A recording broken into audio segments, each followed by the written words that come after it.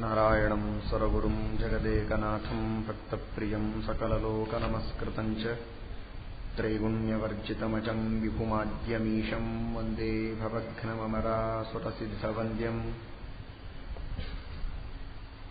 ನಾರಾಯಣಂ ನಮಸ್ಕೃತ್ಯ ನರಂ ಚೈವ ನರೋತ್ತಮಂ ದೇವೀಂ ಸರಸ್ವತೀಂ ವ್ಯಾಸಂ ತತೋ ಜಯಮುದೀರಯೇ ಧರ್ಮ ವಿಜ್ಞಾನ ವೈರಾಗ್ಯ ಪರಮೈಶ್ವರ್ಯಶಾಲಿನಃ ಆನಂದತೀರ್ಥ ಭಗವತ್ಪಾದಾನ್ ವಂದೇ ನಿರಂತರಂ. ನಮೋऽस्तु ತಾತ್ವಿಕಾ ದೇವಾಃ ವಿಷ್ಣುಭಕ್ತಿಪರಾಯಣಾಃ ಧರ್ಮಮಾರ್ಗೇ ಪ್ರೇರಯಂತು ಭವಂತಃ ಸರ್ವ ಏವ ಹಿ. ನೌಮಿನ್ಯಾಯಸುಧಾದಿಕೃಜ್ಜಯ ಮುನೀನ್ ಶ್ರೀಪಾದರಾಟ್ಸನ್ಮಣೀನ್ ವ್ಯಾಸಾರ್ಯಾನ್ ವಿವಿಧಾಗಮಾಬ್ಧಿವಿಹರಾನ್ ಶ್ರೀವಾದಿರಾಜಾನಪಿ ವಂದೇ ಹಂಸವರಾನ್ ರಘೂತ್ತಮಗುರೂನ್ ವೈದಗ್ಧ್ಯವಾರಾಂ ನಿಧೀನ್ ಶ್ರೀ ಸತ್ಯವ್ರತ ರಾಘವೇಂದ್ರ ಮುನಿಪಾನ್ ಸದ್ಬೋಧ ಸಧ್ಯಾನಪಾನ್ ಸತ್ಯಾಭಿಜ್ಞಕರಾಬ್ಜೋತ್ಥಾನ್ ಪಂಚಾಶದ್ವರ್ಷಪೂಜಕಾನ್ ಸತ್ಯಪ್ರಮೋದತೀರ್ಥಾರ್ಯಾನ್ ನೌಮಿನ್ಯಾಯಸುಧಾರತಾನ್. ಶ್ರೀ ಗುರುಭ್ಯೋ ನಮಃ. ಹರಿ ಓಂ.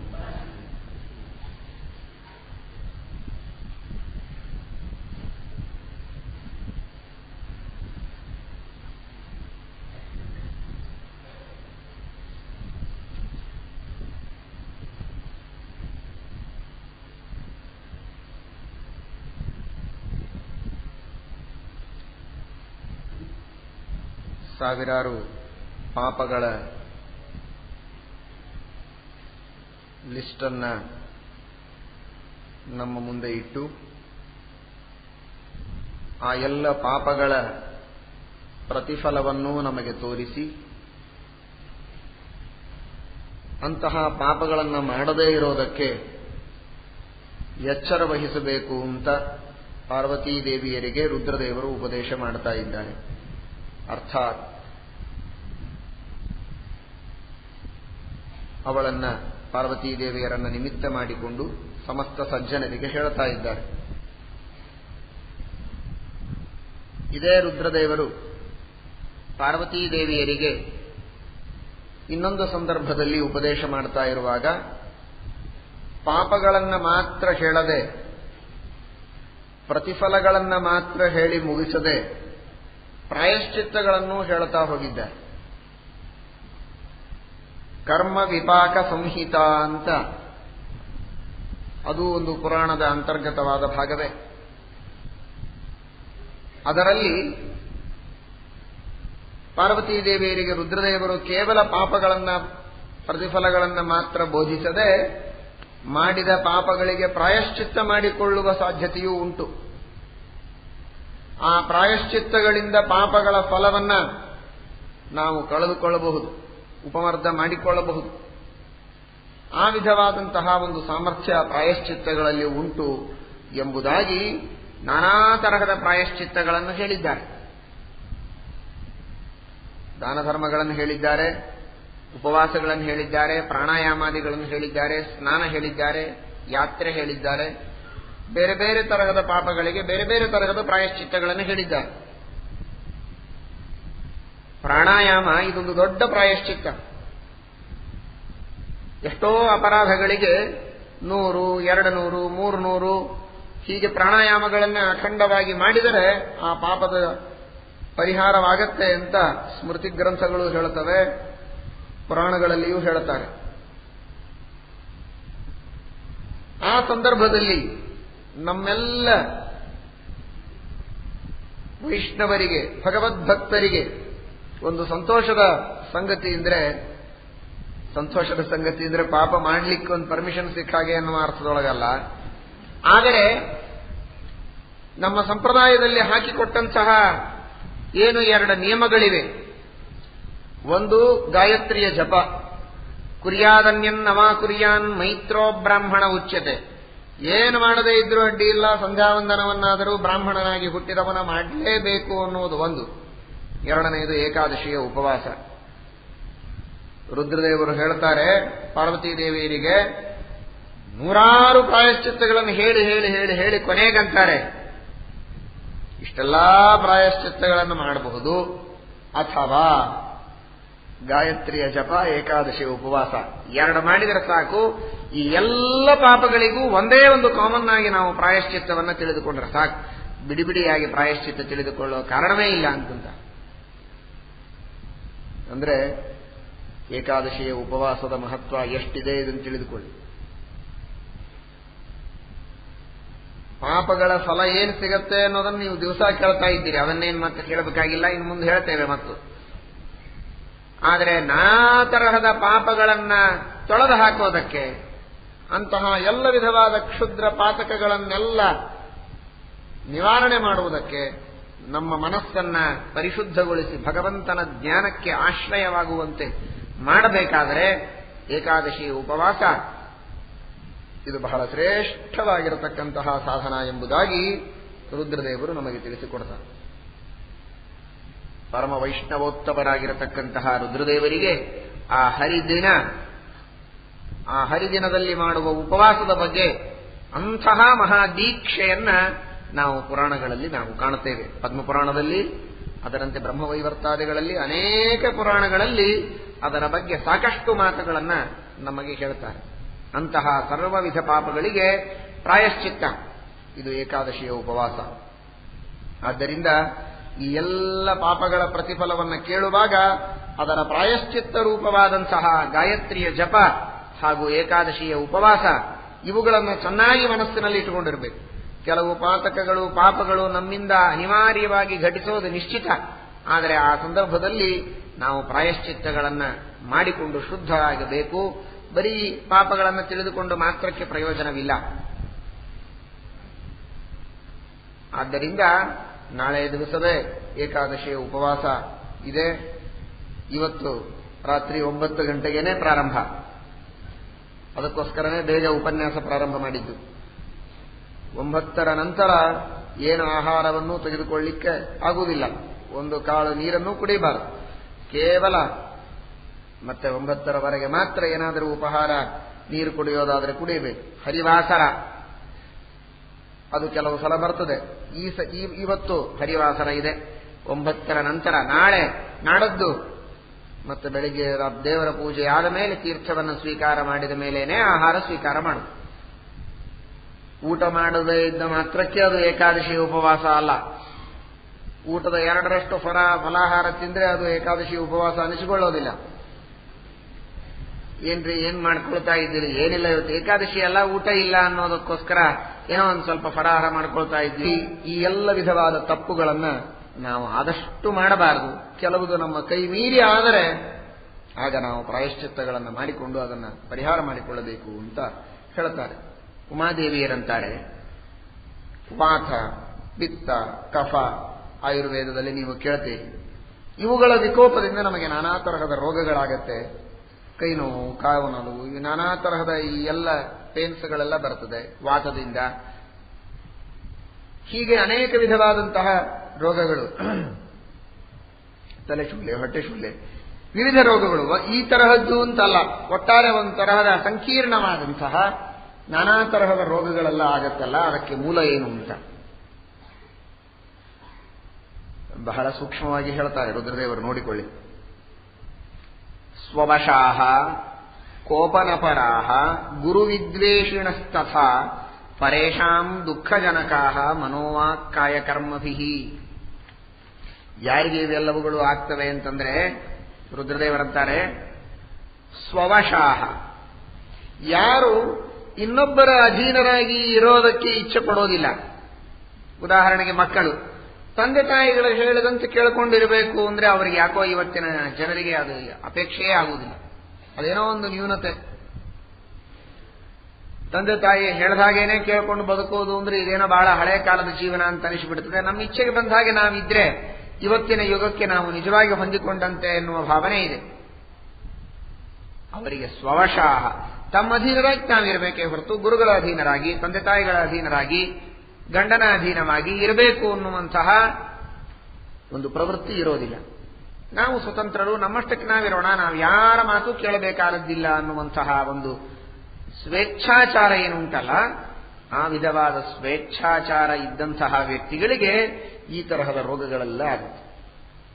ಅಂದ್ರೆ ಮನುಷ್ಯ ಅತೀ ಸ್ವೇಚ್ಛಾಚಾರಿಯಾಗಬೇಕು ಅಂತ ಅಪೇಕ್ಷೆ ಪಟ್ಟಿರ್ತಾನಲ್ಲ ಜನ್ಮಾಂತರದಲ್ಲಿ, ಅದಕ್ಕೆ ದೇವರು ಅತ್ಯಂತ ಪರಾಧೀನನನ್ನಾಗಿ ಮಾಡಿಬಿಡ್ತಾನೆ ಅವನನ್ನು. ಯಾವಾಗಲೂ ರೋಗ, ಏನಿದ್ರೂ ಇನ್ನೊಬ್ಬರ ಮೇಲೆ ಡಿಪೆಂಡ್ ಆಗಬೇಕು, ಆ ಪರಿಸ್ಥಿತಿ ತಂದು ಕೊಟ್ಟು ಬಿಡ್ತಾನೆ. ಅದಕ್ಕೆ ಹಿರಿಯರಿಗೆ ಗುರುಗಳಿಗೆ ಅಧೀನರಾಗಿ ಅವರಿಗೆ ವಿನಯದಿಂದ ನಡೆದುಕೊಂಡು ಆರೋಗ್ಯವಂತನಾಗಿ ಚೆನ್ನಾಗಿ ಇರುವುದು ಒಳ್ಳೆಯದೋ, ಅಥವಾ ಅವರೆಲ್ಲರಿಗೆ ವಿರುದ್ಧವಾಗಿ ನಡೆದುಕೊಂಡು ಸ್ವತಂತ್ರವಾಗಿರಬೇಕು ಎಂಬಂತಹ ದುರಹಂಕಾರದ ಅಪೇಕ್ಷೆಯಿಂದ ಜನ್ಮಾಂತರದಲ್ಲಿ ಈ ರೀತಿಯಾದ ನಾನಾ ತರಹದ ರೋಗಗಳಿಗೆ ತುತ್ತಾಗುವುದು ಒಳ್ಳೆಯದು ಅನ್ನುವುದನ್ನು ವಿಚಾರ ಮಾಡಿ ಅಂತಾರೆ ರುದ್ರದೇವರು. ಸ್ವವಶಾಹ ಕೋಪನ ಪರಾಹ, ಯಾವಾಗಲೂ ಇನ್ನೊಬ್ಬರಿಗೆ ಸಿಟ್ಟಿಗೆ ತರಿಸ್ತಾರೆ, ಹಿರಿಯರನ್ನ ಗುರುಗಳನ್ನ ದ್ವೇಷ ಮಾಡುತ್ತಾರೆ, ಮನಸ್ಸು ಮಾತು ಹಾಗೂ ಕ್ರಿಯೆಗಳಿಂದ ಇನ್ನೊಬ್ಬರಿಗೆ ಪೀಡೆ ಕೊಡ್ತಾರೆ. ಇಂಥವರಿಗೆ ನಾನಾ ತರಹದ ರೋಗಗಳೆಲ್ಲ ಆಗುತ್ತೆ. ಅವು ಏನು ರೋಗಗಳು ಅಂತ ಹೇಳಲಿಕ್ಕೆ ಗೊತ್ತಾಗುವುದಿಲ್ಲ, ಅಷ್ಟು ರೋಗಗಳು ಮೈ ತುಂಬ ಸೇರ್ಕೊಂಡ್ಬಿಡ್ತದೆ. ಜ್ವರ ಬರಬಹುದು, ಎಲ್ಲ ರುದ್ರದೇವರು ಹೇಳ್ತಾರೆ ನೋಡ್ರಿ, ಎಷ್ಟು ಸಣ್ಣ ಸಣ್ಣ ಮಾತು. ಅತಿಸಾರ, ಡಿಸೆಂಟ್ರಿ ಆಗಬಹುದು, ಬಹಳ ಮತ್ತೆ ಬಾಯಾರಿಕೆ ಆಗ್ತಾ ಇರ್ತದೆ, ಎಷ್ಟು ನೀರು ಕುಡಿದ್ರೂ ಸಮಾಧಾನ ಆಗುವುದಿಲ್ಲ. ಪಾದರೋಗ ಆಗಬಹುದು, ಕಫ ಆಗಬಹುದು, ಅಥವಾ ಮೈಯೆಲ್ಲ ಕುಷ್ಠರೋಗ ಆಗಬಹುದು, ಭಗಂಧರ ಆಗಬಹುದು. ಏನು ರೋಗವಾಗುತ್ತೆ ಅಂತ ಹೇಳಲಿಕ್ಕಾಗುವುದಿಲ್ಲ.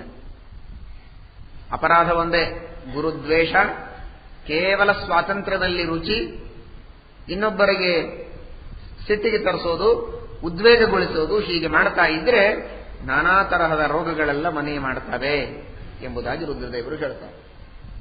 ಅದಕ್ಕಾಗೇನೆ ಸ್ವಾತಂತ್ರ್ಯದಲ್ಲಿ ರುಚಿ ಇರಬಾರದಂತೆ, ಪಾರತಂತ್ರ್ಯದಲ್ಲಿ ರುಚಿ ಇರಬೇಕಂತೆ. ಪಾರತಂತ್ರ್ಯ ಅನ್ನುವ ಶಬ್ದಕ್ಕೆ ಈ ದೇಶದ ಪಾರತಂತ್ರ್ಯ, ಆ ಅರ್ಥದ ಪಾರತಂತ್ರ್ಯ ಅಲ್ಲ. ಹಿರಿಯರಿಗೆ ಗುರುಗಳಿಗೆ ವಿನೀತನಾಗಿ ಬಾಳಬೇಕು ಅನ್ನುವಂತಹ ಒಂದು ರುಚಿ ಮನುಷ್ಯನಿಗಿರಬೇಕು. ಅದೊಂದು ಅನಿವಾರ್ಯ ಅಂತ ತಿಳಿಯಬಾರದು, ಅದನ್ನು ರುಚಿಯಾಗಿ ಸ್ವೀಕರಿಸಬೇಕು. ವಿಶಾಖದತ್ತ ಮುದ್ರಾ ರಾಕ್ಷಸದಲ್ಲಿ ಹೇಳುತ್ತಾನೆ, ಇಹ ಹಿ ರಚಯನ್ ಸಾಧ್ವೀಂ ಶಿಷ್ಯ ಕ್ರಿಯಾನ್ನ ನಿವಾರ್ಯತೆ ತ್ಯಜತಿ ತು ಯದಾ ಮಾರ್ಗಂ ಮೋಹಾತ್ ತದಾ ಗುರುರಂಕುಶಃ ವಿನಯ ರುಚಯಃ ತಸ್ಮಾತ್ ಸಂತಃ ಸದೈವ ನಿರಂಕುಶಃ ಪರತರ ಮತಸ್ವಾತಂತ್ರ್ಯೇಭ್ಯೋ ವಯಂ ಹಿ ಪರಾಂಗುಖಾಃ. ನಮಗೆ ಸ್ವಾತಂತ್ರ್ಯ ಬೇಡ, ವಿನಯದೊಳಗೆ ನಮಗೆ ರುಚಿ ಇದೆ. ನನ್ನ ಜವಾಬ್ದಾರಿ ಕಡಿಮೆ ಅಲ್ಲ, ನಾನೇನ್ ತಪ್ಪು ಮಾಡಿದರೂ ನನಗೆ ಹೇಳೋದಕ್ಕೆ ಮೇಲೆ ತಂದೆ ತಾಯಿಗಳಿದ್ದಾರೆ, ಗುರುಗಳಿದ್ದಾರೆ, ಹಿರಿಯರಿದ್ದಾರೆ, ಮಹಾತ್ಮರಿದ್ದಾರೆ ಅಂತಾದರೆ ನನಗೆ ಬಹಳ ನಿಶ್ಚಿಂತ ಇರುತ್ತೆ. ನಾನು ನಡೆಯೋ ದಾರಿ ಸರಿಯಾದದ್ದು ಅನ್ನುವಂತಹ ಒಂದು ಭರವಸೆ ನನಗಿರ್ತದೆ. ನಾನು ಎಲ್ಲರ ಅನುಭವಕ್ಕೂ ಬೆನ್ನು ಮಾಡಿ ನನ್ನ ಅಲ್ಪ ಬುದ್ಧಿಯನ್ನ ಮಾತ್ರ ಮುಂದಾಗಿ ನಾನು ಇಟ್ಟುಕೊಂಡು ನಡೆದರೆ ಬಹಳ ದೊಡ್ಡ ಜವಾಬ್ದಾರಿ ಅದು.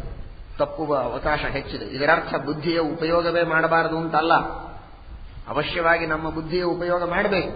ಅವರು ಹೇಳಿದ್ದನ್ನ ಕೇಳಿ ನಾವು ವಿಚಾರ ಮಾಡಿ ಅದನ್ನು ಕೂಲಂಕಷವಾಗಿ ನಿರ್ಣಯ ಮಾಡಿಕೊಂಡು ಸರಿಯಾಗಿ ಅರ್ಥ ಮಾಡಿಕೊಂಡು ಮಾಡಬೇಕು. ತಿಳುವಳಿಕೆ ಇಲ್ಲದೆ ಅಂಧಶ್ರದ್ಧೆಯಿಂದ ಮಾಡಬೇಕು ಅಂತ ಹೇಳುವುದಲ್ಲ. ಆದರೆ ಕೆಲವು ಎಲ್ಲವೂ ತಿಳಿಯೋದೇ ಇರೋದಿಲ್ಲ. ಹಿರಿಯರ ಅನುಭವದಿಂದ ತಿಳಿದದ್ದು ಅದನ್ನು ನಾವು ಕೇಳೇನೇ ಮಾಡಬೇಕು. ಎಲ್ಲವನ್ನೂ ನಾನು ತಿಳಿದೇ ಮಾಡ್ತೇನೆ ಅಂದ್ರೆ ಹೇಗೆ? ವಿಶ್ವಾಸ ಇಟ್ಟೇ ನಡೀಬೇಕೇ ಹೊರತು ಈ ಮಾರ್ಗ ಎಲ್ಲಿ ಹೋಗುತ್ತೆ ಅಂತ ಕೇಳಿದ್ರೆ ಇದು ಬೆಂಗಳೂರಿಗೆ ಹೋಗ್ತದೆ ಅಂತ ಹೇಳ್ತಾರೆ. ನಾನು ನಿಮ್ಮ ಮಾತಿನ ಮೇಲೆ ವಿಶ್ವಾಸ ಇಡೋದಿಲ್ಲ, ನನ್ನ ಅನುಭವದ ಮೇಲೆ ಮಾತ್ರ ನಾನು ವಿಶ್ವಾಸ ಇಡೋದು. ಅಂದ್ರೆ ಏನರ್ಥ? ಇವನು ಹೋಗಿ ಬೆಂಗಳೂರಿಗೆ ಮುಟ್ಟಿದ ಮೇಲೆ ಈ ದಾರಿ ಬೆಂಗಳೂರಿಗೆ ಹೋಗೋದು ಅಂತ ಖಾತ್ರಿ ಆಗೋದು ಇವನಿಗೆ. ಆಮೇಲೆ ಇವನು ಮತ್ತೆ ಇಲ್ಲಿ ಬಂದು ವಾಪಸ್ ಹೋಗಬೇಕಾ? ಅನುಭವ ಆದ ಮೇಲೆ ನಾನು ನಂಬುತ್ತೇನೆ ಅಂದ್ರೆ ಅಲ್ಲ. ಕೆಲವುದನ್ನು ವಿಶ್ವಾಸದಿಂದಲೇ ನಂಬಬೇಕು, ಅನುಭವದಿಂದ ನಂಬಲಿಕ್ಕೆ ಆಗುವುದಿಲ್ಲ. ಯಾರು ಹೋಗಿ ಬಂದವರಿದ್ದಾರೆ ಆ ದಾರಿಯಲ್ಲಿ ಅವರು ಹೇಳ್ತಾರೆ, ಅದನ್ನು ಕೇಳಬೇಕು, ನಡೀಬೇಕಷ್ಟೇ. ಅಲ್ಲಿಯೂ ನಾನು ಅನುಭವವನ್ನೇ ಪ್ರಮಾಣವಾಗಿಟ್ಟುಕೊಳ್ತೇನೆ ಅಂದ್ರೆ ಅದು ಅಸಾಧ್ಯ ಮಾತು. ಅಲ್ಲಿ ವಿಶ್ವಾಸವೇ. ಆ ರೀತಿಯಾದ ನಾನಾ ತರಹದ ಜೀವನದ ಮಾರ್ಗಗಳನ್ನು ಅನುಭವಿಸಿದಂತಹ ಜ್ಞಾನಿಗಳಿರ್ತಾರಲ್ಲ, ಅವರ ಮೇಲೆ ವಿಶ್ವಾಸವನ್ನು ಇಡಬೇಕು. ಅದರಲ್ಲಿ ಋಷಿಗಳು, ಮುನಿಗಳು, ಶಾಸ್ತ್ರಕಾರರ ಮೇಲೆ ಪೂರ್ಣವಾದ ಭರವಸೆಯನ್ನು ಇಟ್ಟು ನಾವು ನಡೆಯಬೇಕೇ ಹೊರತು ಸ್ವವಶರಾಗಬೇಕು ಎಂಬಂತಹ ಇಚ್ಛೆಯನ್ನು ಪಡುವುದು ತಪ್ಪು ಎಂಬುದಾಗಿ ಹೇಳ್ತಾರೆ ರುದ್ರದೇವರು. ಇನ್ನು ಕೆಲವರು ಸ್ವಲ್ಪ ವೇಗವಾಗಿ ಹೇಳ್ತೇನೆ, ಉಪವಾಸ ಇದ್ದಿದ್ದರಿಂದ. ಹ್ರಸ್ವಾಂಗಾಹ, ಬಹಳ ಕೆಲವರದು ಸಣ್ಣ ಸಣ್ಣ ಬಟ್ಟುಗಳು ಸಣ್ಣವಿರುತ್ತದೆ, ಕೈಗಳು ಸಣ್ಣದು, ಕಾಲು ಸಣ್ಣದು, ಸ್ವಯಂ ಗಿಡ್ಡ ಇರ್ತಾರೆ. ದೇಹ ಅಂಗಾಂಗಗಳು ಎಲ್ಲವೂ ಬಹಳ ಚಿಕ್ಕದಾಗಿರುತ್ತದೆ. ಯಾಕೆ? ಯಾವ ಪಾಪದಿಂದ ಹೀಗಾಗತ್ತೆ ಅನ್ನೋದಕ್ಕೆ ರುದ್ರದೇವರು ಕಾರಣ ಕೊಡ್ತಾರೆ. ಎಷ್ಟು ವಿಚಿತ್ರ ಇದೆ ನೋಡಿ. ಧಾನ್ಯಮಾನಾನ್ನು ವಿಕುರ್ವಂತಿ ಕ್ರಯ ವಿಕ್ರಯ ಕಾರಣ. ಜನ್ಮಾಂತರದೊಳಗೆ ವ್ಯಾಪಾರಿಯಾಗಿ ತಕ್ಕಡಿಯ ತೂಕ ಮಾಡ್ತಾ ಇರುವಾಗ ಅವರಿಗೆ ಕೈಯಲ್ಲಿಯ ಒಂದು ಕೈ ಚಳಕ ಉಪಯೋಗಿಸಿ ವ್ಯತ್ಯಾಸ ಮಾಡಿಬಿಡ್ತಾನೆ. ಎದುರಿಗಿದ್ದವರಿಗೆ ಮೋಸ ಮಾಡ್ತಾನೆ. ಆ ಕೈ ಚಳಕ ಮಾಡಿ ಏನು ಮೋಸ ಮಾಡಿರ್ತೀಯಲ್ಲ, ಹೀಗೆ ಜನರಿಗೆ ನೀನು ಪೀಡೆ ಕೊಟ್ಟಿದ್ದೀಯ, ಮೋಸ ಮಾಡಿದ್ದಿ, ವಂಚನೆ ಮಾಡಿದ್ದೀಯಾ, ನಿನ್ನ ಕೈಯೇ ಚಿಕ್ಕದು ಮಾಡಿಬಿಡ್ತೇನೆ ಅಂತ ದೇವರು ಅವನ ಕೈಗಳನ್ನೇ ಅತ್ಯಂತ ಹ್ರಸ್ವವನ್ನಾಗಿ ಮಾಡ್ತಾನೆ, ಬಟ್ಟುಗಳನ್ನು ಹ್ರಸ್ವವಾಗಿ ಮಾಡ್ತಾನಂತೆ. ಯಾಕೆ ಅಂದ್ರೆ ಯಾವ ಕೈಯ ಉದ್ದಾಗಿ ಇದ್ದಾಗ ಅದರ ಒಂದು ಅಹಂಕಾರದಿಂದ ಅವನು ವಂಚನೆ ಮಾಡಿದ, ಮೋಸ ಮಾಡಿದ, ಆ ಕೈಯನ್ನೇ ಅವನಿಗೆ ಊನ ಮಾಡ್ತಾನೆ ಪರಮಾತ್ಮ ಅಂತಂತಾರೆ. ಧಾನ್ಯಮಾನನ್ ವಿಕುರುವಂತಿ, ಈ ರೀತಿಯಾಗಿ ಮಾಡಬಾರದು. ಅದರಂತೆ ಇನ್ನೊಬ್ಬರ ಅಂಗಗಳಿಗೆ ಪೀಡೆಯನ್ನು ಕೊಟ್ಟವರು, ಮಾಂಸ ಭಕ್ಷಣೆ ಮಾಡಿದವರು ಮತ್ತೆ ಬಂತು. ಯಾರು ಮಾಂಸ ಭಕ್ಷಣೆ ಮಾಡ್ತಾರೆ ಅವರ ಕೈಗಳನ್ನೂ ಕಡಿಮೆ ಮಾಡ್ತಾನೆ. ಯಾಕೆ? ನಿನ್ನೆ ಹೇಳಿದ ಹಾಗೆ ಯಾವ ಇನ್ನೊಬ್ಬ ಪ್ರಾಣಿಯ ಮಾಂಸವನ್ನ ಇವನು ತಿಂದು ಬದುಕಿದ ಅನ್ನೋದಕ್ಕಾಗಿ ಇವನಿಗೂ ಮಾಂಸವನ್ನ ಸ್ವಲ್ಪ ಕೊಟ್ಟ ಅನ್ನೋದಕ್ಕಾಗಿ ಇವನು ಕುಬ್ಜನಾದ, ಗಿಡ್ಡನಾದ.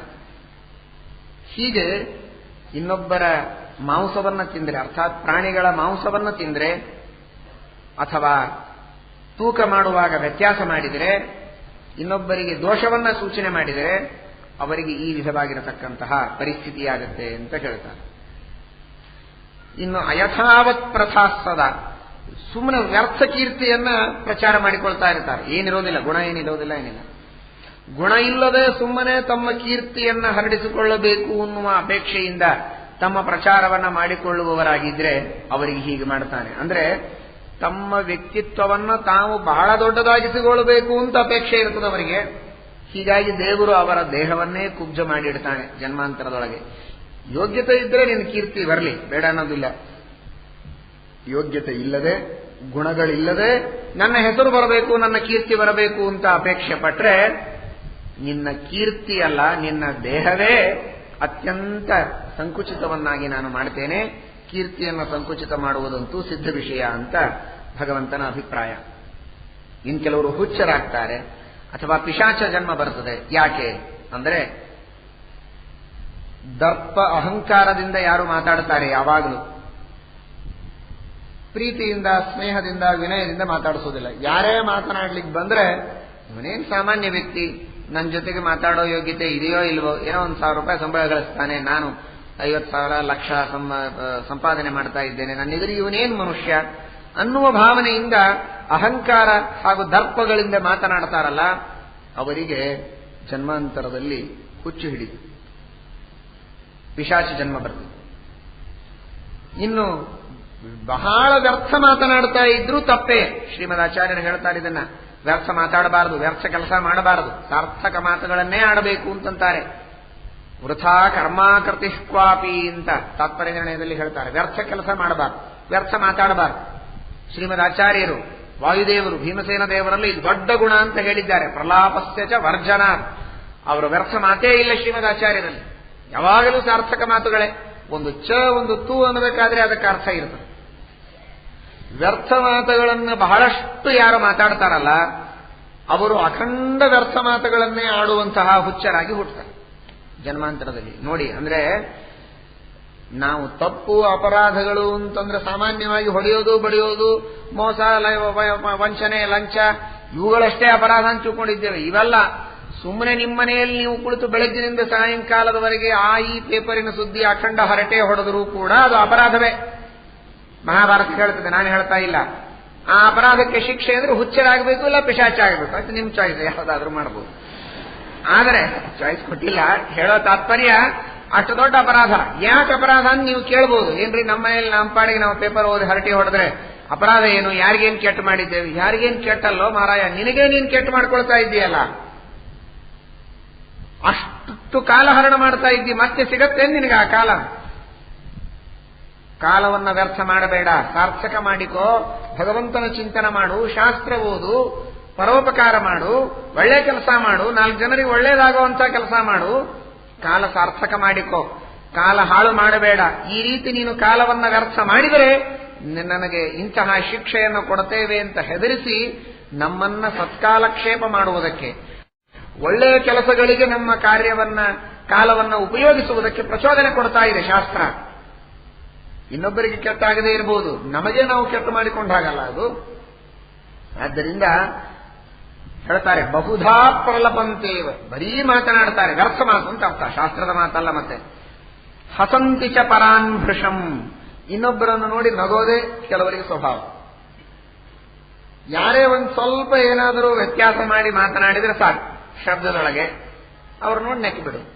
ಅಥವಾ ದೇಹದೊಳಗೆ ಏನಾದರೂ ಒಂದು ಸ್ವಲ್ಪ ಅಂಗವಿಕಲತೆ ಇತ್ತು, ಅಥವಾ ಏನೋ ಒಬ್ಬೊಬ್ರದ್ದು ಒಂದೊಂದು ಅವರದೇ ಆದ ಸ್ಟೈಲ್ಗಳಿರ್ತದೆ, ಅದನ್ನು ನೋಡಿ ಅಪಹಾಸ ಮಾಡಿಬಿಟ್ರೆ, ನಕ್ಕು ಬಿಟ್ರೆ ಮಹಾ ಅಪರಾಧ, ನಗಬಾರದು. ಹಾಸ ಮಾಡಿದರೆ ಜನ್ಮಾಂತರದಲ್ಲಿ ಇವನನ್ನು ನೋಡಿ ಎಲ್ಲರೂ ನಗುವಂತೆ ಇವನನ್ನು ಹುಚ್ಚನನ್ನಾಗಿ ಮಾಡ್ತಾನೆ. ಇವನನ್ನು ಯಾಕೆ ಹುಚ್ಚನನ್ನಾಗಿ ಮಾಡ್ತಾನೆ ಅಂದ್ರೆ, ಇವನು ನೋಡಿ ನಕ್ಕನಲ್ಲ, ಹಾಗಾದ್ರೆ ಇವನನ್ನು ನೋಡಿ ಎಲ್ಲರೂ ನಗುವಂತಾಗಲಿ ಅಂತ ಮಾಡ್ತಾನೆ ದೇವರು. ಇದೆಲ್ಲ ಆ ಒಂದೇ ಹುಚ್ಚಿಗೆ ಕಾರಣಗಳು. ದರ್ಪ ಅಹಂಕಾರಗಳು, ವ್ಯರ್ಥ ಮಾತುಗಳು, ಇನ್ನೊಬ್ಬರನ್ನು ನೋಡಿ ನಗೋದು, ಅಥವಾ ಜನರು ಪಾಪ ವಿರಕ್ತರಾಗಿ ವೈರಾಗ್ಯದಿಂದ ಇರಬೇಕು ಅಂತ ಕೆಲವರು ಅಪೇಕ್ಷೆ ಪಡ್ತಾರೆ. ಈ ವಯಸ್ಸು ಎಲ್ಲಿ ವೈರಾಗ್ಯದ ಹುಚ್ಚಿಡಿದೋ ನಿನಗೆ, ತಿನ್ನು ಸುಮ್ಮನೆ ಉಳಿತೀವಿ, ನಾವಿಷ್ಟೆಲ್ಲ ಹಿರಿಯರು ಮನೆಯೊಳಗಿದ್ದು ತಿಂತಾ ಇದ್ದೀವಿ ಏಕಾದಶಿ ದಿವಸ, ನಿಂದೇನು ದೊಡ್ಡದು ಅಂತ ಹೇಳಿ ಅವನಿಗೂ ಅಡ್ಡಹಾರಿ ಹಚ್ಚೋದು, ಅವನಿಗೂ ಸಿನಿಮಾ ನೋಡುವಂತ ಕಳೆದುಕೊಂಡು ಹೋಗೋದು. ಯಾರು ವಿರಕ್ತರಾಗಿರಬೇಕು ಅಂತ ಅಂತಾರೆ ಅವರಿಗೆ ಲೋಭವನ್ನು ಹುಟ್ಟಿಸಿ, ಕಾಮವನ್ನ ಉದ್ರೇಕಗೊಳಿಸಿ ಅವರನ್ನೂ ಅಡ್ಡದಾರಿಗೆ ಎಳೆಯುವಂತಹ ಪ್ರಯತ್ನ ಮಾಡ್ತಾರಲ್ಲ, ಅವರು ಪಿಶಾಚ ಆಗ್ತಾರೆ ಅಥವಾ ಹುಚ್ಚರಾಗ್ತಾರೆ. ವೃದ್ಧಾನ್ ಗುರುಶ್ಚ ಯೇ ಮೂರ್ಖಾಃ ಪ್ರಥೈವಾಪಹಸಂತಿ ಚ. ಅದೇ ರೀತಿಯಾಗಿ ವೃದ್ಧರನ್ನ, ಗುರುಗಳನ್ನ, ಹಿರಿಯರನ್ನ ನೋಡಿ ನಗುತ್ತಾರೆ ಅಥವಾ ಅವರನ್ನ ತಿರಸ್ಕಾರ ಮಾಡ್ತಾರೆ. ಅಂಥವರಿಗೂ ಕೂಡ ಈ ವಿಧವಾದ ಅನರ್ಥವಾಗುತ್ತೆ. ಆದ್ದರಿಂದ ಯಾರೂ ತಮಗೆ ಹಿರಿಯರಾದಂಥವರನ್ನು ಅಪಹಾಸ ಮಾಡಬಾರದು. ಯಾವುದೋ ಒಂದು ಸಣ್ಣ ವಿಷಯ, ಇವತ್ತಿನ ಹೊಸದಾಗಿರತಕ್ಕಂತಹ ಪ್ರಗತಿ ತಂದೆ ತಾಯಿಗಳಿಗೆ, ವೃದ್ಧರಿಗೆ, ಮುದುಕರಿಗೆ, ಅಜ್ಜಿ ಗೊತ್ತಿರೋದಿಲ್ಲ. ಅವರೇನೋ ಹಳೆ ಕಾಲದ್ದು ಹೇಳಲಿಕ್ಕೆ ಹೋದ ತಕ್ಷಣ ಇವತ್ತಿನ ಹುಡುಗರು ಸಹಜವಾಗಿ ನಕ್ಕು ಬಿಡ್ತಾರೆ ಅವರನ್ನು ನೋಡಿ. ವೃದ್ಧಾನ್ ಗುರೂನ್ ಮೂರ್ಖಾಃ ವೃಥೈವ ಅಪಹಸಂತಿ ಚ. ಆ ರೀತಿಯಾಗಿ ಮಾಡಿದರೆ ಜನ್ಮಾಂತರದಲ್ಲಿ ಮಹಾ ಅನರ್ಥ ಇದೆ. ಶೌಂಡಾಃ ವಿದಗ್ಧಾಶಾಸ್ತ್ರೇಷು ಸದೈವ ಅನೃತವಾಗಿನ. ಶಾಸ್ತ್ರ ಚೆನ್ನಾಗಿ ಓದಿರ್ತಾರೆ, ಆದರೆ ಓದಿದ್ದನ್ನು ಹೇಳೋದೇ ಇಲ್ಲ, ಬರೀ ಸುಳ್ಳೇ ಹೇಳ್ತಾರೆ. ಎಲ್ಲ ಗೊತ್ತಿರ್ತದೆ ತಮಗೆ, ಆದರೆ ಜನರಿಗೆ ಹೇಳುವಾಗ ಸುಳ್ಳು ಹೇಳ್ತಾರೆ. ಅವ್ರಿಗೆ ಏನು ಸಂತೋಷ ಆಗುತ್ತೆ ಅದನ್ನು ಹೇಳ್ತಾ ಹೋಗಿಬಿಡ್ತಾರೆ. ತಮಗೆ ಗೊತ್ತು, ಎಲ್ಲ ಗೊತ್ತಿರ್ತದೆ, ಆದರೆ ತಮಗೆ ಗೊತ್ತಿದ್ರೂ ಕೂಡ ಜನರಿಗೆ ವಂಚನೆ ಮಾಡುವುದಕ್ಕೆ, ಅವರಿಗೆ ಸಂತೋಷಪಡಿಸೋದಕ್ಕೆ ನೀವೇನು ಮಾಡ್ತಾ ಇದ್ದೀರಿ ಅದೇ ಸರಿ ಅಂತೇ ಉಪದೇಶ ಮಾಡ್ತಾ ಹೋಗುವವರು ಕೆಲವರು ಇರ್ತಾರೆ. ಶೌಂಡಾಃ ವಿದಗ್ಧಾಃ ಶಾಸ್ತ್ರೇಷು, ಆದರೆ ಸುಳ್ಳು ಮಾತಾಡ್ತಾರೆ. ಇಂಥವರಿಗೆಲ್ಲ ಈ ಪಿಶಾಚ ಜನ್ಮ ಬರ್ತದೆ ಎಂಬುದಾಗಿ ಶಾಸ್ತ್ರ ಹೇಳುತ್ತದೆ. ಇನ್ನು ಕೆಲವರಿಗೆ ಮಧ್ಯ ಮಧ್ಯದಲ್ಲಿ ಮತ್ತೆ ಹೇಳ್ತೇನೆ, ಇಲ್ಲಿ ಹೇಳಿದ ಕಾರಣಗಳೇ ಕಾರಣಗಳು ಅಂತಲ್ಲ, ಇನ್ನೂ ಅನೇಕ ಕಾರಣಗಳಿರುತ್ತದೆ. ಕೆಲವುದನ್ನು ನಮಗೆ ದಿಗ್ದರ್ಶನ ಮಾಡ್ತಾ ಇದ್ದಾರೆ ರುದ್ರದೇವರು ಅಷ್ಟೇ. ಮಕ್ಕಳಾಗದೇ ಇರುವುದಕ್ಕೆ ಕಾರಣ ಏನು ಅಂದ್ರೆ ಅನೇಕ ಕಾರಣಗಳಿವೆ. ಅದರಲ್ಲಿ ಕೆಲವು ಕಾರಣಗಳನ್ನು ಹೇಳ್ತಾರೆ. ಘ್ನಂತಿ ಬಾಲಾಂಶ್ಚ. ಅನೇಕ ಜನ ಸವತಿ ಮಾತ್ಸರ್ಯದಿಂದಲೋ, ತನಗೆ ಮಕ್ಕಳಾಗಲಿಲ್ಲ, ಸವತಿಗೆ ಮಕ್ಕಳಾದರೂ ಅಂದಮೇಲೆ ಅವಳ ಮೇಲೆ ಹೆಚ್ಚು ಪ್ರೀತಿ ಮಾಡ್ತಾನೆ ಗಂಡ ಅನ್ನೋದಕ್ಕೆ ಆ ಮಗುವಿಗೆ ವಿಷ ಕೊಟ್ಟು ಸಂಹಾರ ಮಾಡಿದರೆ, ಅಥವಾ ತನಗಾಗದೇ ಇದ್ದಾಗ ಇನ್ಯಾರಿಗೋ ನೆರೆಹೊರೆಯವರಿಗೆ ಆದದ್ದನ್ನು ನೋಡಿ ಸಹನ ಮಾಡದೆ ಅವರಿಗೆ ಆ ಮಕ್ಕಳನ್ನ ಕ್ರೂರವಾದಂತಹ ಭಾವನೆಯಿಂದ ಸಂಹಾರ ಮಾಡಿದರೆ, ಬರೀ ಮನುಷ್ಯರ ಮಕ್ಕಳನ್ನಲ್ಲ ತಿಳಿದುಕೊಳ್ಳಿ, ಮೃಗಾಣಾಂ ಪಕ್ಷಿಣಾಮಪಿ, ಮೃಗಗಳ ಮಕ್ಕಳನ್ನ, ಎಳೆ ಮೃಗಗಳ ಮಕ್ಕಳನ್ನ ಆ ಎಳೆ ಮಾಂಸದ ಆಶೆಯಿಂದ ಸಂಹಾರ ಮಾಡಿದರೆ, ಅಥವಾ ಪಕ್ಷಿಗಳ ಸಂತಾನವನ್ನ ನಾಶ ಮಾಡಿದರೆ, ಅವುಗಳನ್ನ ಮಾಂಸದ ಲೋಭದಿಂದ ತಿಂದರೆ ಅವರಿಗೆ ಜನ್ಮಾಂತರದಲ್ಲಿ ಮಕ್ಕಳಾಗುವುದಿಲ್ಲ ಅಂತಂತಾರೆ. ಇನ್ನೊಮ್ಮೆ ಓದ್ತೇನೆ, ಗಮನ ಕೊಟ್ಟು ಕೇಳಿ. ಘ್ನಂತಿ ಬಾಲ, ಮನುಷ್ಯರ ಮಕ್ಕಳನ್ನು ಕೊಲ್ಲೋದು ಬಹಳ ಕ್ವಚಿತ್. ಎಲ್ಲೋ ದೇಶದೊಳಗೆ, ಇಡೀ ವರ್ಲ್ಡ್ನೊಳಗೆ ಅಲ್ಲಿ ಇಲ್ಲಿ 1-2 ಆಗ್ತಾರೆ. ಬಹಳ ಆ ಕಥೆ ನಾವು ಕೇಳುವುದಿಲ್ಲ, ಆದರೆ ಮುಂದಿನ ಮಾತ್ರ ಎಲ್ಲರೂ ಮಾಡ್ತಾರೆ ಬಹಳ ಜನ ಇವತ್ತು. ಮೃಗಾಣಾಂ ಪಕ್ಷಿಣಾಮಪಿ, ಪಕ್ಷಿಗಳ ಸಂತಾನವನ್ನ, ಮೃಗಗಳ ಸಂತಾನವನ್ನ ಮಾಂಸದ ಲೋಭದಿಂದ ಕೊಂದು ತಿಂತಾರಲ್ಲ, ಅಂತಹ ಜನರಿಗೆ ಆ ಪಕ್ಷಿಗಳ ಮೃಗಗಳ ಸಂತಾನವನ್ನ ಕತ್ತರಿಸಿದ ಪಾಪಕ್ಕೆ ಜನ್ಮಾಂತರದಲ್ಲಿ ದೇವರು ಮಕ್ಕಳನ್ನು ಕೊಡುವುದಿಲ್ಲ. ಗುರುವಿದ್ವೇಷಣಶ್ಚೈವ, ಗುರುದ್ವೇಷವನ್ನು ಎಷ್ಟು ಹೇಗೆ ಮಾಂಸ ಭಕ್ಷಣ ಒಂದು ಬರ್ತಾ ಇದೆ ಕಂಟಿನ್ಯೂಸ್ ಆಗಿ, ನೀವು ಗಮನಿಸಿರಬಹುದು. ಗುರುದ್ವೇಷ ಇದು ಎಲ್ಲಾ ಕಡೆಗೆ ಬರ್ತಾ ಇದೆ. ಗುರು ಅನ್ನುವ ಶಬ್ದಕ್ಕೆ ಎಲ್ಲರೂ ಬರ್ತಾರೆ. ತಂದೆ ತಾಯಿಗಳು, ವಿದ್ಯೋಪದೇಶ ಮಾಡಿದವರು, ಬಾಂಧವ್ಯದಲ್ಲಿ ಹಿರಿಯರು, ವಯಸ್ಸಿನಲ್ಲಿ ಹಿರಿಯರು, ಎಲ್ಲರೂ ಕೂಡ ಗುರುಗಳು ಅಂತ ಹೇಳಿದ್ದಾರೆ. ಅಂತಹ ಗುರುಗಳ ದ್ವೇಷ, ಗುರುಗಳ ದ್ರೋಹ ಇದು ಎಲ್ಲಾ ವಿಧವಾದಂತಹ ಅನಿಷ್ಟಗಳಿಗೂ ಕಾರಣವಾಗ್ತದೆ. ಎಲ್ಲದರೊಳಗೂ ಅದು ಬರ್ತಾ ಇದೆ. ಮಾಂಸ ಭಕ್ಷಣ ಗುರುದ್ವೇಷ, ಮಾಂಸ ಭಕ್ಷಣ ಗುರುದ್ವೇಷ, ಇದರ ಜೊತೆಗೆ ಇನ್ನುಳಿದದ್ದು ಬರ್ತದೆ. ಅಂದ ಮೇಲೆ ಈ ಗುರುದ್ವೇಷ ಅನ್ನುವುದು ಎಷ್ಟು ಘೋರವಾದಂತಹ ಪಾಪ ಅನ್ನೋದನ್ನು ತಿಳಿದುಕೊಳ್ಳಿ. ಗುರು ವಿದ್ವೇಷಣಶ್ಚೈವ, ಇನ್ನೊಬ್ಬರ ಮಕ್ಕಳನ್ನು ಕೊಲ್ಲೋದು ಬೇಡ. ಇನ್ನೊಬ್ಬರ ಮಗ ಫಸ್ಟ್ ಕ್ಲಾಸ್ ಡಿಸ್ಟಿಂಕ್ಷನ್ ಒಳಗೆ ಪಾಸ್ ಆದ ಅಂತ ಅನ್ನೋದನ್ನು ಕೇಳಿ ಅಸೂಯ ಪಟ್ಟರೂ ಸಾಕು, ಜನ್ಮಾಂತರದಲ್ಲಿ ಮಕ್ಕಳಾಗುವುದಿಲ್ಲ.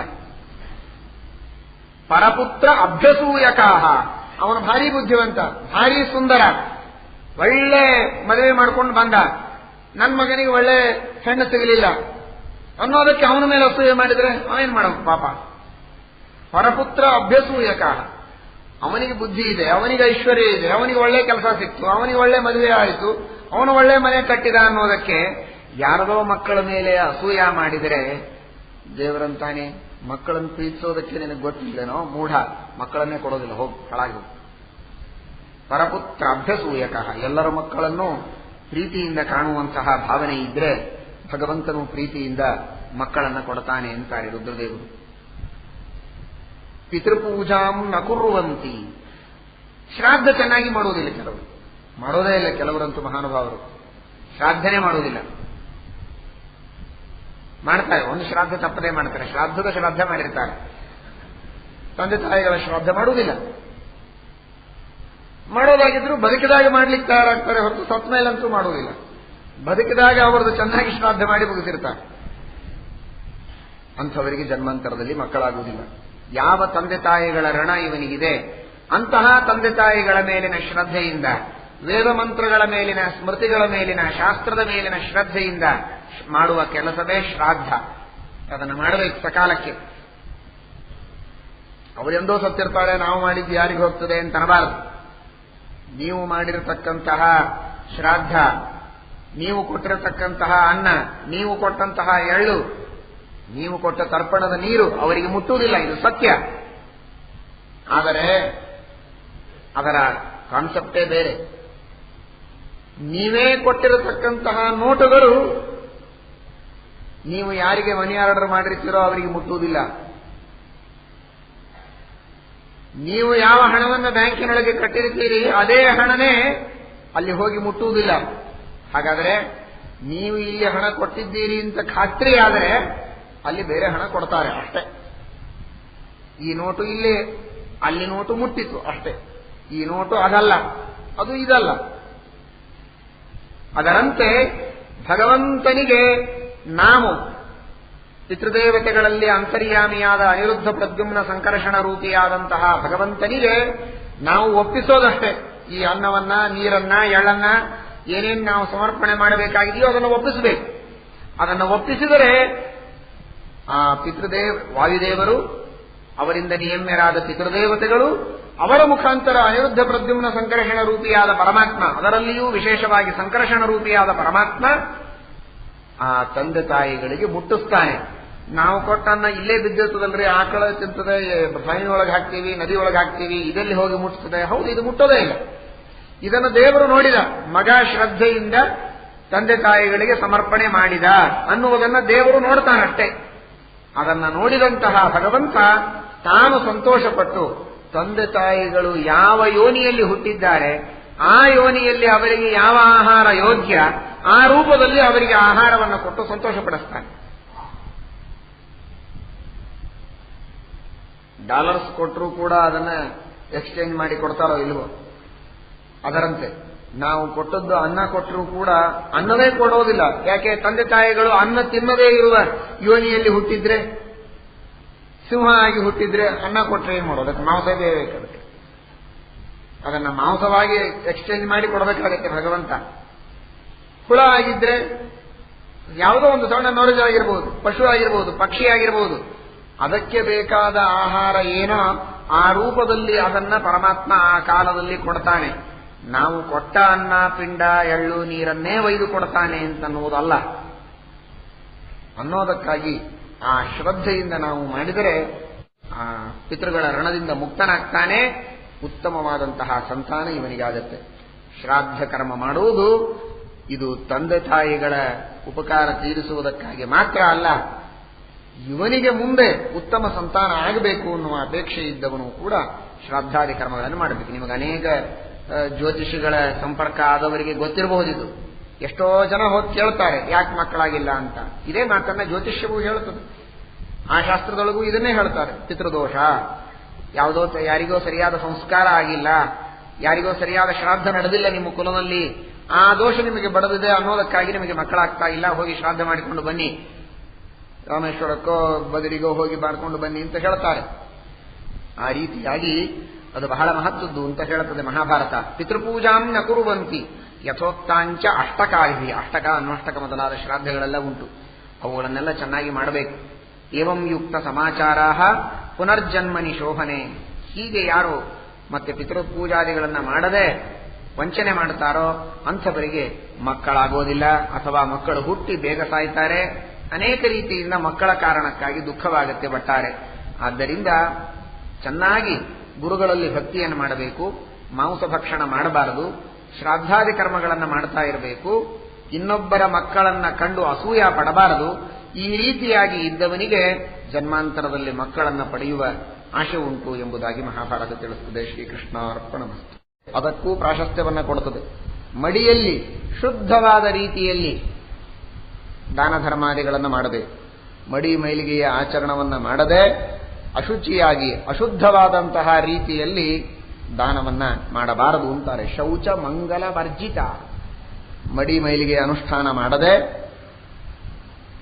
ಮಂಗಲಕರವಾಗಿರತಕ್ಕಂತಹ ಇನ್ನನೇಕ ವಿಧವಾದ ಶಾಸ್ತ್ರೋಕ್ತವಾದ ನಾಮಮುದ್ರಾಧಾರಣಾದಿಗಳಾಗಲಿ, ಸ್ತ್ರೀಯರಿಗೆ ಕುಂಕುಮ ಅಥವಾ ಬಳಿ, ಇನ್ನನೇಕ ವಿಧವಾದ ಸೌಮಾಂಗಲ್ಯದ ಸೂಚಕವಾಗಿರತಕ್ಕಂತಹ ಏನೇನು ಚಿಹ್ನೆಗಳಿವೆ ಅವುಗಳೆಲ್ಲವನ್ನ ಧಾರಣ ಮಾಡಬೇಕು.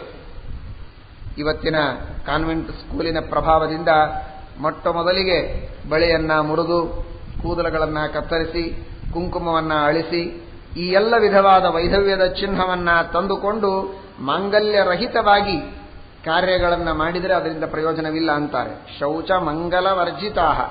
ಶುದ್ಧವಾದ ಆಚರಣೆ ಇರಬೇಕು. ಯಾವುದನ್ನ ಮಂಗಲದ್ರವ್ಯ ಅಂತ ಶಾಸ್ತ್ರದಲ್ಲಿ ಹೇಳಿಕೊಟ್ಟಿದ್ದಾರೆ ಅಂತಹ ಸಂಪ್ರದಾಯ ಸಿದ್ಧವಾದ ಶುದ್ಧವಾದ ಮಂಗಲದ್ರವ್ಯಗಳಿಂದ ಯುಕ್ತನಾಗಿ ದಾನ ಧರ್ಮಾದಿ ಕರ್ಮಗಳನ್ನು ಮಾಡಿದರೆ ಅಂತಹ ಕರ್ಮಗಳಿಗೆ ಶ್ರೇಷ್ಠವಾದ ಫಲವನ್ನ ಅವನು ಅನುಭವಿಸಲಿಕ್ಕೆ ಸಾಧ್ಯವಿದೆ. ಇಲ್ಲದೇ ಇದ್ರೆ ದಾನ ಮಾಡಿರ್ತಾನೆ ಎನ್ನುವುದಕ್ಕೆ ದೇವರು ಜನ್ಮಾಂತರದಲ್ಲಿ ಐಶ್ವರ್ಯ ಕೊಡೋದೇನೋ ಸತ್ಯ, ಆದರೆ ಅಂತಹ ಪ್ರದೇಶದಲ್ಲಿ ಕೊಡ್ತಾನೆ. ಎಲ್ಲಿ ಯಾವ ವಿಧವಾದ ನಾಗರಿಕತೆ ಇಲ್ಲ, ಶುದ್ಧಿ ಇಲ್ಲ, ಶೌಚ ಇಲ್ಲ, ಮಂಗಲ ಇಲ್ಲ, ಅಂತಹ ಪ್ರದೇಶದಲ್ಲಿ ಐಶ್ವರ್ಯ ಅಧಿಕಾರ ಇವನಿಗೆ ಕೊಡ್ತಾನೆ ಹೊರತು ಉತ್ತಮವಾದ ಪರಿಸರದಲ್ಲಿ ಇವನಿಗೆ ಐಶ್ವರ್ಯವನ್ನು ಕೊಡೋದಿಲ್ಲ ಅಂತ ಹೇಳ್ತಾರೆ. ಎಷ್ಟು ಸೂಕ್ಷ್ಮವಾಗಿದೆ ನೋಡಿ.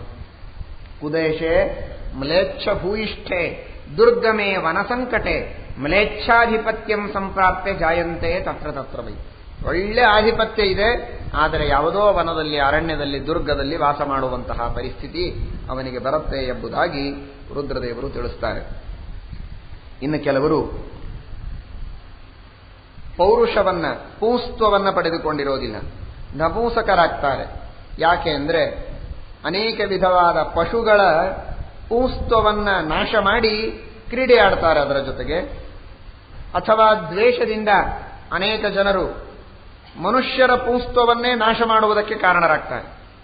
ನಾನಾ ವಿಧವಾದ ಔಷಧಿಗಳಿಂದ, ಇನ್ನು ನಾನಾ ವಿಧವಾದ ಉಪಾಯಗಳಿಂದ, ಅನೇಕ ವ್ಯಕ್ತಿಗಳ ಮೇಲಿನ ದ್ವೇಷದಿಂದ ಅವರಿಗೆ ಸಂತಾನವಾಗುವುದು ಬೇಡ ಎಂಬ ದೃಷ್ಟಿಯಿಂದ ಪೂಸ್ತ್ವವನ್ನು ನಾಶ ಮಾಡತಕ್ಕಂತಹ ಅನೇಕ ವಿಧಾನಗಳನ್ನು ತಿಳಿದುಕೊಂಡಿರ್ತಾರೆ.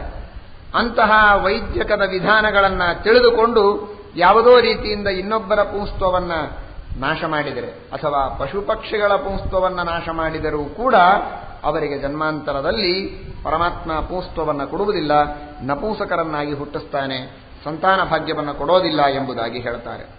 ಇಷ್ಟು ಮಾತ್ರವಲ್ಲ, ಯಾರು ಸ್ತ್ರೀಯರ ಜೊತೆಗೆ ಸರಿಯಾಗಿ ವ್ಯವಹಾರವನ್ನು ಮಾಡುವುದಿಲ್ಲ, ಯೋಗ್ಯವಾಗಿರತಕ್ಕಂತಹ ಸ್ತ್ರೀಯರನ್ನ, ಮದುವೆಯಾಗಿರತಕ್ಕಂತಹ ತನ್ನ ಹೆಂಡತಿಯನ್ನ ಚೆನ್ನಾಗಿ ನೋಡಿಕೊಳ್ಳದೆ, ಅವಳ ಅಪೇಕ್ಷೆಯನ್ನ ಪೂರ್ಣ ಮಾಡದೆ, ಅವಳ ಅಪೇಕ್ಷೆಗೆ ವಿಘ್ನವನ್ನು ಉಂಟು ಮಾಡ್ತಾನೆ, ಅವಳ ಮನಸ್ಸಿಗೆ ನೋವು ಉಂಟು ಮಾಡ್ತಾನೆ. ಕೊಟ್ಟ ಹೆಂಡತಿಯನ್ನ ಚೆನ್ನಾಗಿ ನೋಡಿಕೊಳ್ಳದೇ ಇದ್ದ ಕಾರಣ ಜನ್ಮಾಂತರದಲ್ಲಿ ಹೆಂಡತಿಯ ಸೌಖ್ಯವನ್ನೇ ಅನುಭವಿಸದೇ ಇದ್ದಂತೆ ಅವನನ್ನು ನಪುಂಸಕನನ್ನಾಗಿ ಮಾಡಿ ಭಗವಂತ ಶಿಕ್ಷೆಯನ್ನು ಕೊಡ್ತಾನೆ ಎಂಬುದಾಗಿ ಹೇಳ್ತಾರೆ. ಇದಲ್ಲದೆ ದ್ವೇಷ ಪೈಶೂನ್ಯ ಕಾರಣಾತ್, ತನ್ನ ಹೆಂಡತಿಯ ಜೊತೆಗೆ ಅವಳ ಅಪೇಕ್ಷೆಯನ್ನು ಚೆನ್ನಾಗಿ ಪೂರ್ಣ ಮಾಡದೆ ಅವಳ ಮನಸ್ಸಿಗೆ ವಿಘ್ನ ಮಾಡುವುದಲ್ಲದೆ ಅನೇಕ ಜನ ದಂಪತಿಗಳು ಸುಖವಾಗಿರ್ತಾರೆ. ಸುಖವಾಗಿದ್ದಂತಹ ದಾಂಪತ್ಯ ಜೀವನವನ್ನ ಸಹನೆ ಮಾಡದೆ ಗಂಡನ ಚಾರಿತ್ರ್ಯದ ಬಗ್ಗೆ ಹೆಂಡತಿಯ ಮುಂದೆ, ಹೆಂಡತಿಯ ಚಾರಿತ್ರ್ಯದ ಬಗ್ಗೆ ಗಂಡನ ಮುಂದೆ ಸುಳ್ಳು ಸುಳ್ಳು ಸುದ್ದಿಗಳನ್ನು ಹೇಳಿ ಅವರಲ್ಲಿ ಪರಸ್ಪರ ದ್ವೇಷ ಹುಟ್ಟುವ ಹಾಗೆ ಮಾಡಿದರೆ, ಅವರ ಮನಸ್ಸಿನಲ್ಲಿ ವೈಮನಸ್ಯ ಬರೋ ಹಾಗೆ ಚಾಡಿಯನ್ನ ಹೇಳಿ ಇಬ್ಬರಿಗೂ ಕೂಡ ವಿರಸವನ್ನು ಉಂಟು ಮಾಡ್ತಾರಲ್ಲ, ಅಂತಹ ರುಚಿ ಕೆಲವರಿಗಿರ್ತದೆ. ಏನೂ ಕೆಲಸ ಇರೋದಿಲ್ಲ, ತಮಗೇನೂ ಅದರಿಂದ ಲಾಭ ಇರೋದಿಲ್ಲ. ಆದರೆ ಕಟ್ಟೆಯ ಮೇಲೆ ಕುಳಿತು ಹರಟೆ ಹೊಡೆದು ಅವರು ಹಾಗೆ ಇವರು ಹೀಗೆ ಅಂತ ಇಲ್ಲದ ಸಲ್ಲದ ಸುದ್ದಿಗಳನ್ನ ಯಾರ್ಯಾರ ಬಗ್ಗೆಯೋ ಮಾತನಾಡ್ತಾ ಅವರವರವರಲ್ಲಿದ್ದಂತಹ ಪ್ರೀತಿಯನ್ನ ಕತ್ತರಿಸುವ ಕೆಲಸ ಮಾಡ್ತಾರಲ್ಲ, ಅವರಿಗೆ ಜನ್ಮಾಂತರದಲ್ಲಿ ಪೂಸ್ತವನ್ನೇ ಕತ್ತರಿಸಿ ಹಾಕ್ತಾನೆ ಪರಮಾತ್ಮ ಎಂಬುದಾಗಿ ರುದ್ರದೇವರು ಹೇಳ್ತಾರೆ.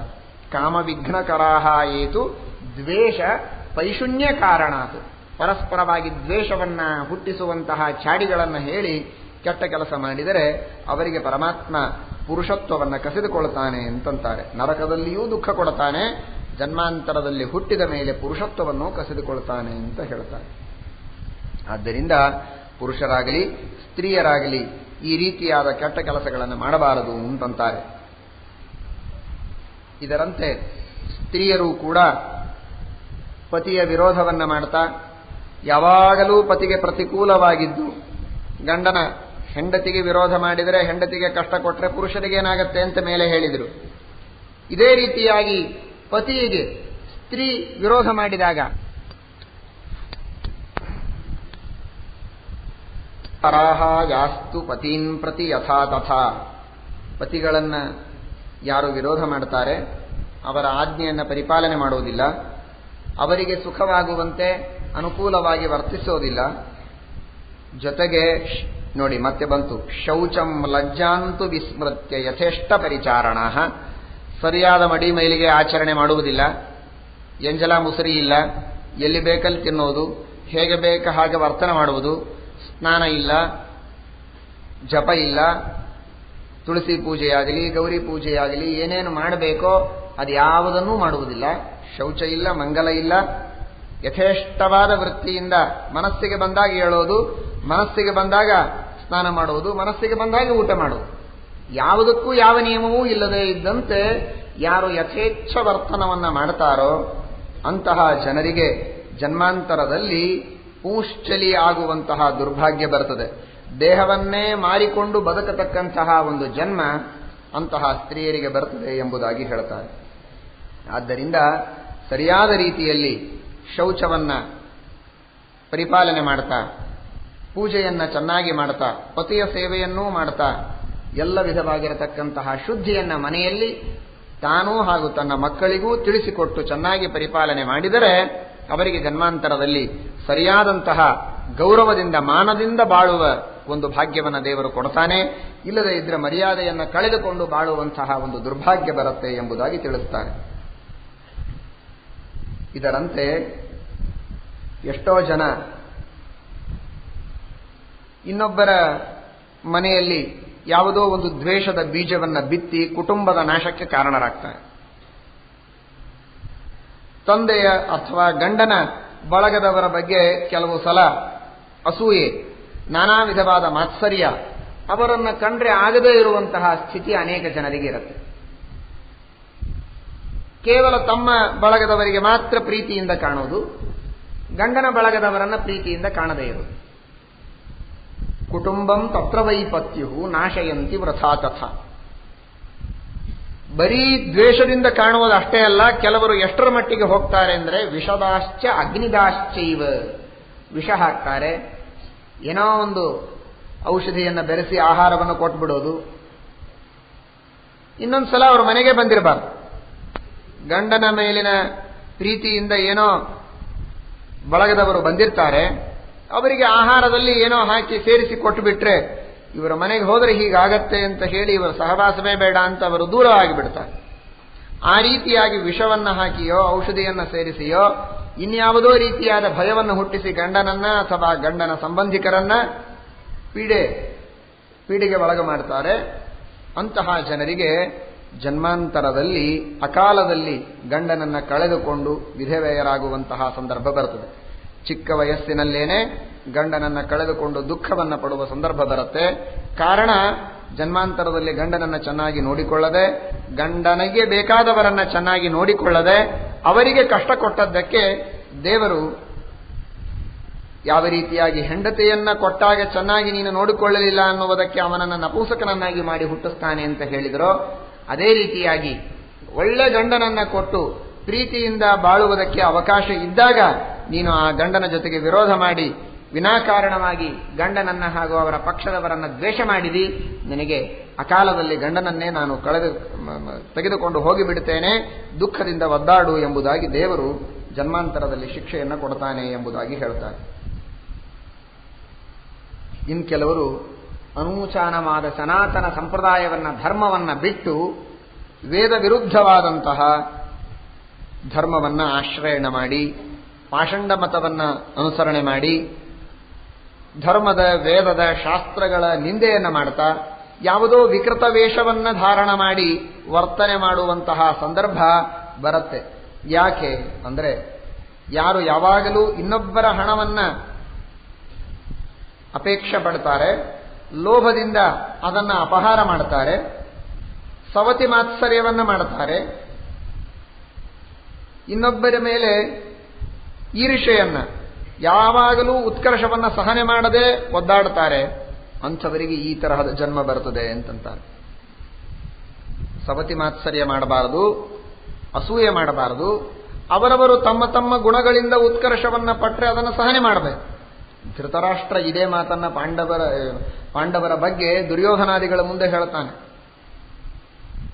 ಯುಧಿಷ್ಠಿರ ಹಾಗೂ ಭೀಮಸೇನ ದೇವರು, ಅರ್ಜುನ ತಮ್ಮ ತಮ್ಮ ಪರಾಕ್ರಮದಿಂದ ಭಾರೀ ಭಾರೀ ಐಶ್ವರ್ಯದ ರಾಶಿಯನ್ನೇ ತಂದು ಹಾಕ್ತಾರೆ ಧೃತರಾಷ್ಟ್ರನ ರಾಜ್ಯದಲ್ಲಿ.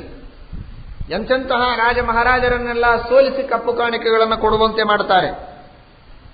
ಆ ವಿಧವಾದ ಅತೀ ಚಿಕ್ಕ ವಯಸ್ಸಿನಲ್ಲಿ ತಾರುಣ್ಯದಲ್ಲೇನೆ ಇಷ್ಟು ಅದ್ಭುತವಾದ ಪರಾಕ್ರಮವನ್ನು ತೋರಿಸಿದಾಗ ಇಡೀ ಊರಿನ ಪ್ರತಿಯೊಬ್ಬ ಪ್ರಜೆಗಳು ಪಾಂಡವರನ್ನ ಪ್ರೀತಿಸುವುದನ್ನು ಕಂಡು ಸಹನೆಯಾಗದೆ ದುರ್ಯೋಧನ ಅವರನ್ನು ಹೇಗಾದರೂ ಮಾಡಿ ವಾರಣಾವತಕ್ಕೆ ಕಳಿಸಬೇಕು, ಅಲ್ಲಿ ಅರಗಿನ ಮನೆಯಲ್ಲಿ ಹಾಕಿ ಅವರನ್ನು ಸುಟ್ಟು ಬಿಡಬೇಕು ಅಂತನ್ನುವ ಉದ್ದೇಶದಿಂದ ಅವರನ್ನ ಆ ಪಟ್ಟಣಕ್ಕೆ ಕಳಿಸೋದಕ್ಕೆ ಪ್ರೇರಿಸ್ತಾನೆ.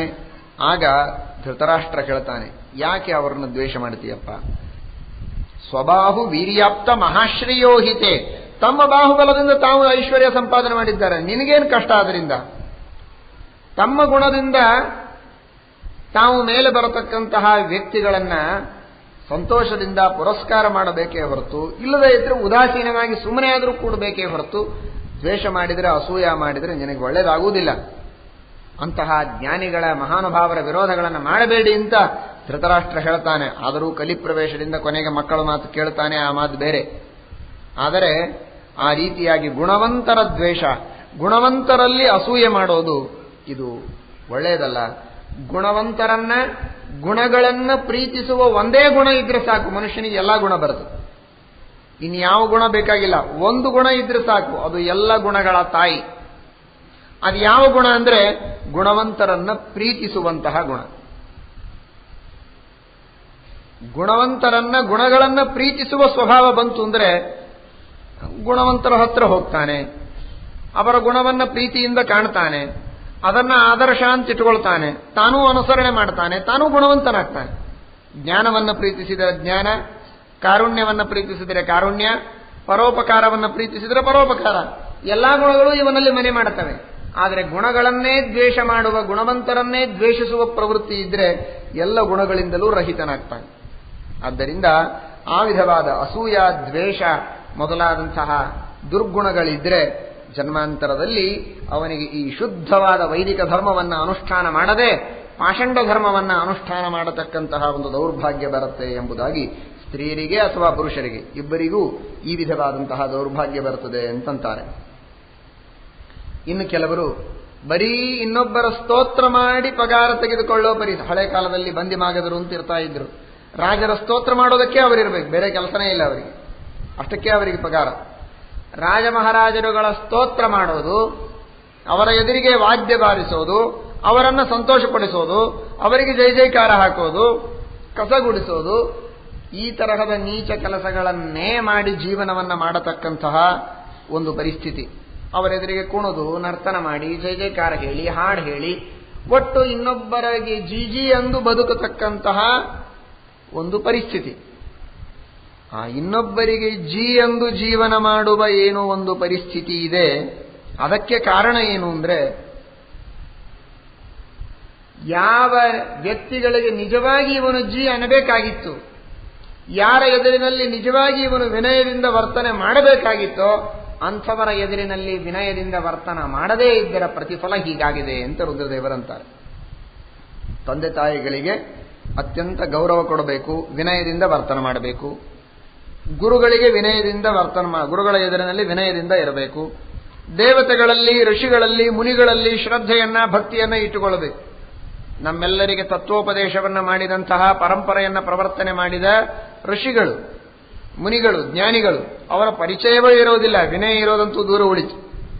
ಅವರ ಬಗ್ಗೆ ಪರಿಚಯ ಇರಬೇಕು, ಅವರ ಬಗ್ಗೆ ತಿಳುವಳಿಕೆ ಇರಬೇಕು, ಅವರಲ್ಲಿ ಶ್ರದ್ಧೆ ಬೇಕು. ಅದರಂತೆ ದೇವತೆಗಳಲ್ಲಿ ಶ್ರದ್ಧೆ ಬೇಕು. ನಮಗೆ ಸರ್ವ ವಿಧವಾದ ಇಂದ್ರಿಯಗಳನ್ನು ಪ್ರೇರಣೆ ಮಾಡುವ ಪಂಚಮಹಾಭೂತ